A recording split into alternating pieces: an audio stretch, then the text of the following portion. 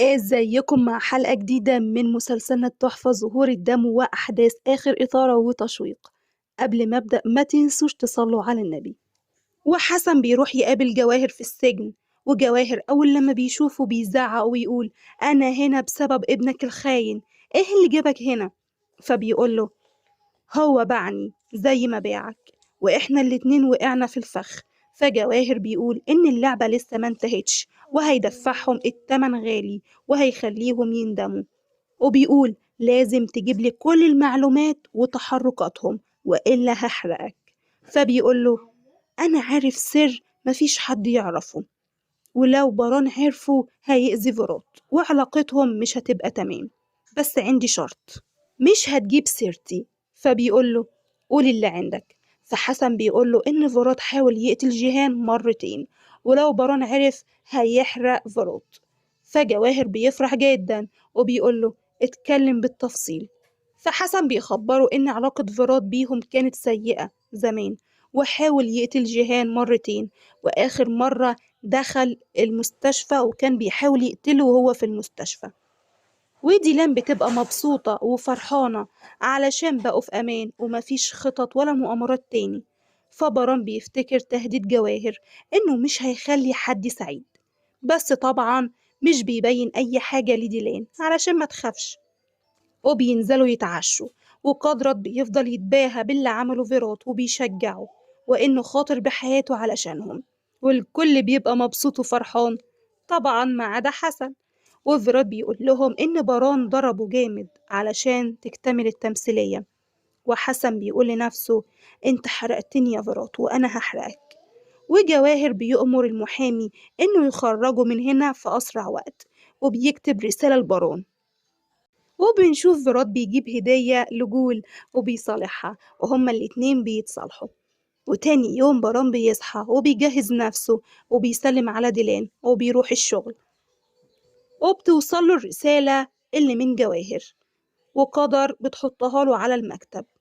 وصبيحة بتروح له المكتب وبتقوله إن الحرب اللي بينه وبين جواهر لسه ما انتهتش، والمحامي بتاعه اتصل بيها امبارح، فبيقول لها مهما حاول مش هيقدر يأذي عيلتنا، احنا خدنا كل حاجة منه. فصبيحة بتبص على التاريخ وبتقول لباران إن النهاردة هو عيد ميلاد ديلان، وباران بيطلب من جيهان يجمع العيلة وبيمسك الظرف اللي بعته المجنون جواهر. وباران بيقول لصبيحة: عمرنا ما احتفلنا بعيد ميلاد ديلان، دي هتكون أول مرة. فبتقوله: وأنا كمان هيكون أول مرة أحتفل بيه معاها. والعيلة بتجتمع، وقدرت بيقوله: خير في إيه؟ فباران بيقول لهم إن عيد ميلاد ديلان النهاردة وهي ما تعرفش، وده هيكون أول عيد ميلاد نحتفل بيه لديلان في القصر. فقدرت بيقول: هنبذل قصارى جهدنا علشان بنتي ديلان تبقى فرحانة. وفيرات بيقول: الكيكة والهدية عليا. وديلان بتيجي وبتسألهم: متجمعين ليه؟ في حاجة سيئة حصلت ولا إيه؟ فباران بيقول لها: ما تفكريش في الحاجات دي، احنا خلاص اتخلصنا من جواهر وكل حاجة تمام، وكل واحد بيروح يعمل حاجة. فديلان بتقول لباران: وانت مش هتهرب لمكان يا سيد باران كرابي؟ فبيخبرها ان وراه شغل مهم. وبنشوفهم متجمعين في المطبخ، وصبيحة بتقول لهم: يا ريت نقسم المهمات علشان نلحق. وأزادة بتقول لهم: وأنا هشارك معاكم، مش هتقدروا تعملوا أي حاجة من غيري. وديلان بتحس بحركة الجنين، وباران بيفرح جدا ومش بيسمح لها تخرج من المكتب علشان ما تعرفش ايه اللي بيحصل بره. وبيقول لها: انت مصدر إلهامي، وبيعمل نفسه بيشتغل. وأزادة وصبيحة نائر ونقير مع بعض في المطبخ. أزادة بتقول: احنا هنعمل سمبوسك وكرات اللحم المحشية. فصبيحة بتقول لها: بس ده كتير وهيضر ديلان، احنا لازم نكتر من السلطة ونقلل من الأكل المقلي. فبتقول لها: لا بالعكس، أنا جهزت أكل أغلب الحفلات اللي بتحصل في القصر، وكل الناس شكروا في أكلنا. وبيفضلوا هما الاتنين يتجادلوا، وديلان بتمل من القعدة وبتقول: وريني اللي انت بتعمله كده يا باران. فبيقول لها: لا مستحيل، هوريكي لما يخلص. فبتقوله: تمام، بس أنا حاسة إن في حاجة بتحصل في القصر من ورايا وأنا لازم أعرفها. وفيرات بيتصل بيه أو بيطلب منه يختار شكل الكيكة، فديلان بتتسحب وبتفتح الآيباد وبتوقع الرسالة بتاعت جواهر. فبرام بيقول لها بتعملي إيه؟ فبتقوله ما تقلقش، ما شفتش حاجة. إيه يعني لما أشوف أنت بتعمل إيه؟ فبرام بيطلب منها تصبر، وأبو جواهر بيتصل بيه وبيهزقه علشان فشل واتسجن، وبيقوله انت عار وراجل عديم الفائدة، كان نفسي أخليك في السجن علشان تتعلم، بس السجن ما يناسبش لعيلتنا، علشان كده هلاقي طريقة وهخرجك. وبرام بيخلص، فديلان بتقول الحمد لله، وبتيجي تخرج فبرام بيمنعها، فبتقوله اتكلم يا بران، في حاجة انت مخبيها عليا؟ فبيقول لها لا طبعا، ايه الغريب في اني عايز اقضي معاكي اليوم؟ وبيروح يتكلم في التليفون، فديلان بتتسحب وبتروح على المطبخ وبتسمع جول بتقول عيد ميلاد، فبتسألهم عيد ميلاد مين؟ والكل بيتصدم، فجيهان بيكذب وبيقول لها عاملين مفاجأة لفيروت، وصبيحة بتقول احنا مرضناش نقولك علشان مش عايزينك تتعبي. وفجأة فيروت بيجي وبيقول أنا جبت كل حاجة للتورتة، والكل بيتصدم وجول بتغمز له إن ديلان موجودة، والمشهد بيبقى مضحك جدا. وحسن بيقول لهم في إيه بتعملوا إيه هنا؟ ففيروت بيقول إن جول طلبت منه يجيب لها حاجات التورتة، وحسن بيسأل صبيحة لو محتاجة حاجة يعملها لها، فأزادة بتزعق وبتقوله لا مش عايزين حاجة، روح شوف شغلك. وبتخلص حلقتنا المشوقة والممتعة. لو عجبكم الفيديو ما تنسوش تدوسوا لايك، الاشتراك في القناة، تفعيل الجرس على الكل ليصلكم كل جديد. استنوني مع حلقة جديدة والسلام عليكم. وجواهر بيسأل شاهر لو عمل اللي قاله عليه، فبيقول له أيوة يا بص.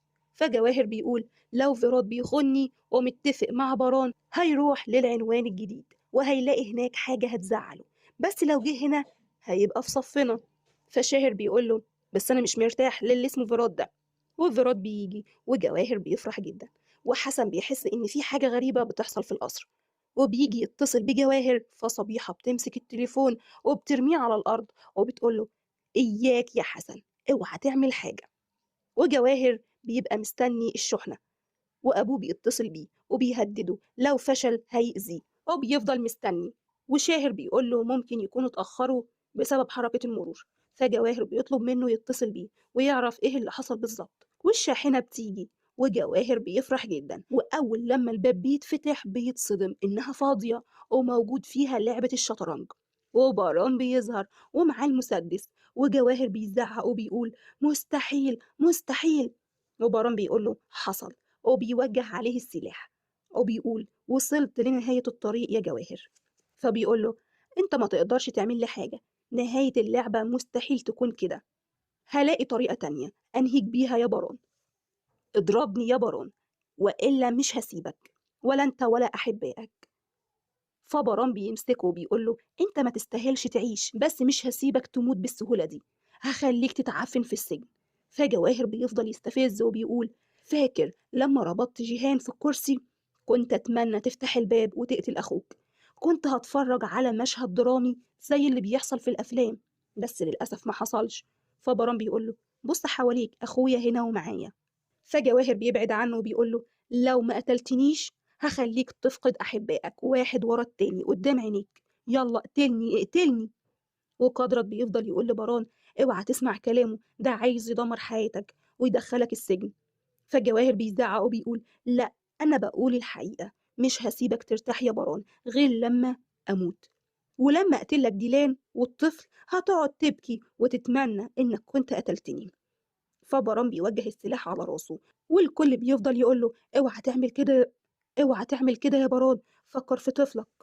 فباران خلاص هيضرب عليه، فالمجنون ده بيقول له ايوه ايوه يا باران، برافو عليك، يلا دوس على الزناد اضرب.